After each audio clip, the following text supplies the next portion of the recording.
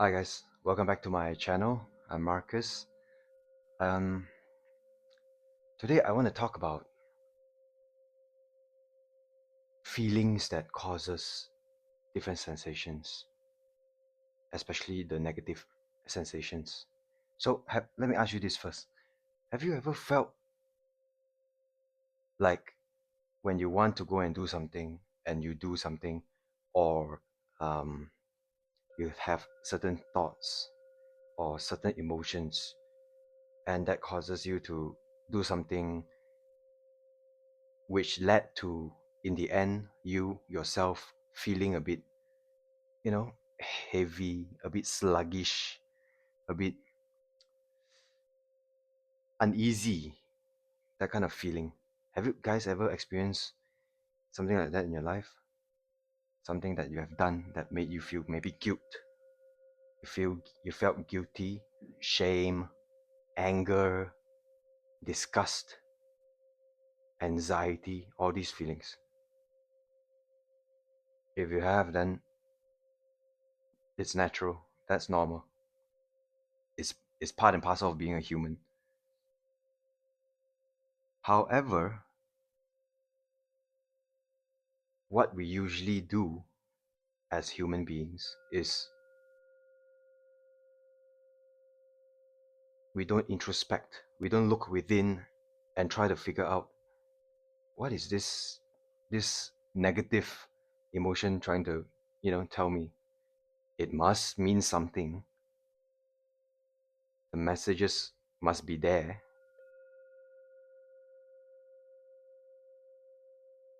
but we push away the responsibility of dealing with all those things hidden beneath ourselves, hidden beneath our minds, beneath our bodies. And addictions can creep in very easily if you prolong the irresponsibly you prolong the irresponsibility of having to deal with your ugly thoughts, actions, and emotions. Then addiction is actually a cure.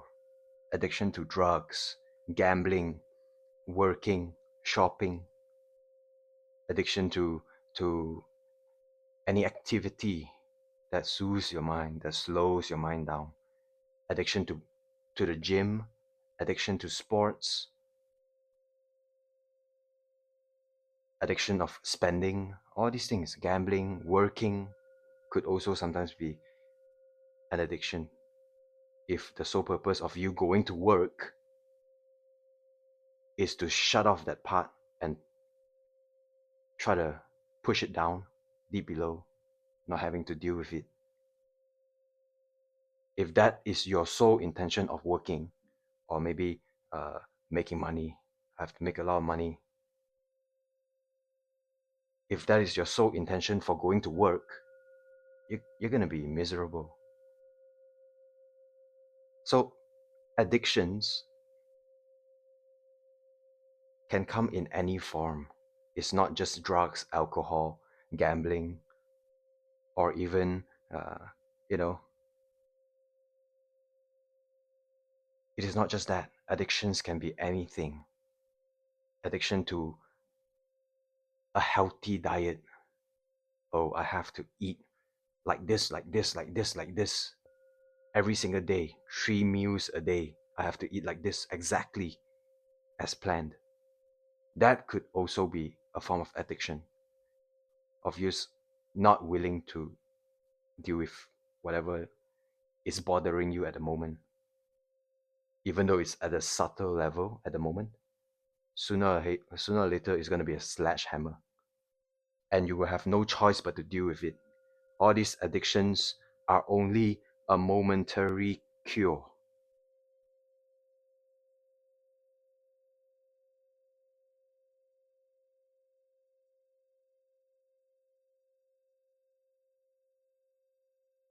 So then,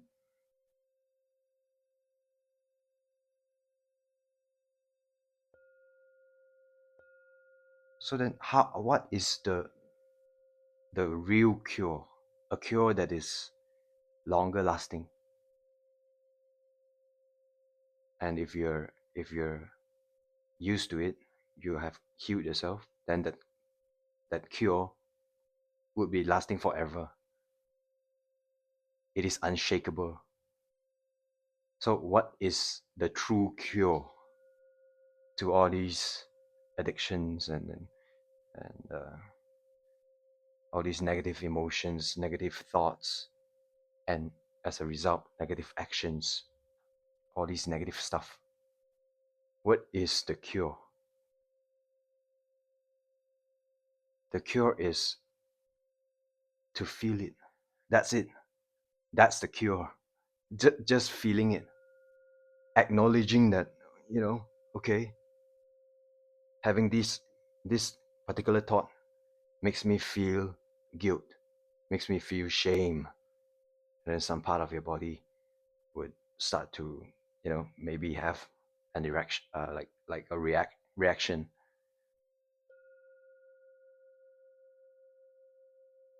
And once that happens, and you truly feel, acknowledge whatever it is, anger, hatred, ill will towards others, fear, insecurity, depression. Now, this is not medical advice, but this is a video about how we can use this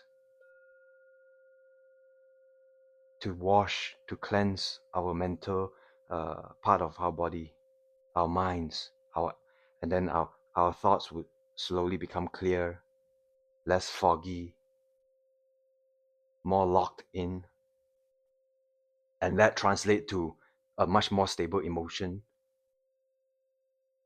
That translates to more stable emotions. And in turn, as a result, as a side effect of all these getting better, our actions would naturally align with who we have become. Our actions would align with that mindset. It will automatically, as a side effect, align with your mindset. So as you clear off the fog, as you learn to listen to your body, what feels right, what doesn't feel right. This particular diet works for me at the moment. It might change next week, but if it works for you at the moment, then by all means, do that.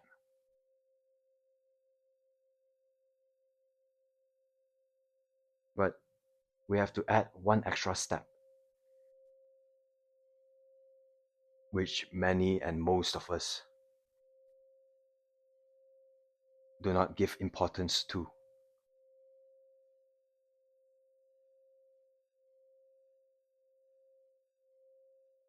And that is really looking into ourselves. And that is really asking ourselves, why does this thing make me feel this way?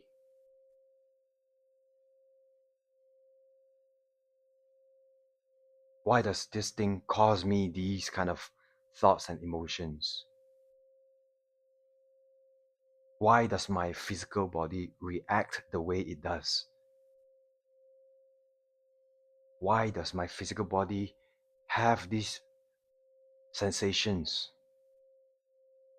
And try to figure out, try to clean your mind, organize it, whichever way works best for you, whether you're the artistic type or the more structured type of person. Organize your thoughts. Help your mind to have free thoughts. So go within, look at what is not supposed to be there, what is not serving your highest purpose, what is not helping you to achieve whatever goals you have set out to achieve. And slowly but gently wash them clean, step by step, little by little. It doesn't have to it doesn't have to happen overnight. Don't expect yourself to be perfect overnight and, you know, wow, I'm stable. I'm done. I'm done doing this work. One night won't do it, but some people do it faster than others. It's their path, it's their journey, right? So, what happens when we really acknowledge our feelings, whatever thoughts that are associated with those feelings, and whatever bodily sensations that are associated with those feelings and thoughts is interlinked. Your thoughts, your emotions and feelings, and your physical body. It is so interlinked. So, if let's say you have had a physical problem, a pain somewhere, any part of your body, and this pain has followed you around maybe quite a while, depending on different people, feel it. Really focus your attention, all of your attention, as much as you can get, you can gather, and focus on that particular pain, and you would start feeling that part of your body start to relax. The muscles start to relax. The tension starts to melt away.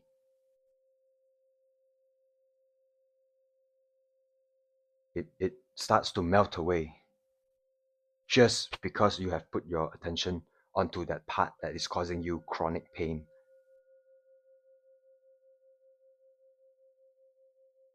It will melt away. It will slowly melt away, and you could even sometimes feel the muscles itself relaxing. So then now, most probably or not, some emotions and some thoughts would start to surface because you have finally put more attention onto that pain. And then you would realize it is connected to some thought in your mind and connected to some emotions that is produced because of the thoughts. Then memories will come. Memories of what has caused you this pain in your body because of some memory that is connected to that part, because of some emotions or some events that happened that caused that the part to be painful. So once you start realizing, at some point you will, and when you do that, when you start realizing that, oh, something that happened in the past is tied to this pain, something that happened in the past is tied to the emotions that I'm feeling right now. It is tied to this story, this narrative that I have in my data bank, in my brain, stored as a memory. Have you guys watched the movie Inside Out? Inside Out and Inside Out 2? I think this really describes uh, a major part of what I'm trying to talk about right now. If you haven't watched it, I strongly suggest you to watch it, Inside Out and Inside Out 2. And back to the point, once you start realizing the connection between your thoughts, your emotions and feelings, and your whole physical body, then things would start clicking. You would start to realize solutions. The solutions were always there. It is just waiting in a dormant state for you to come to your senses and realize, okay, yep,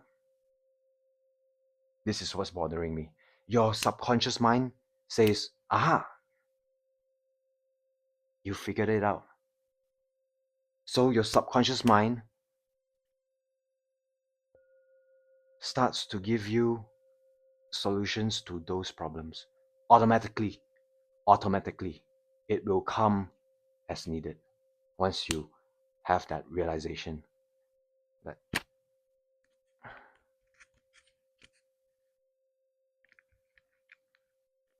some people have to go through a tough wake up call, others don't, but that depends on your karma or your life path, your journey, your destiny.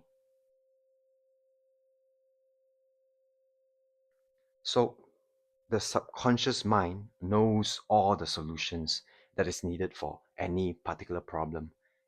The only thing that we need to do is become conscious of it, be aware of what the hell is happening around my body, what the hell is happening in my thoughts, what the hell is happening with my emotions.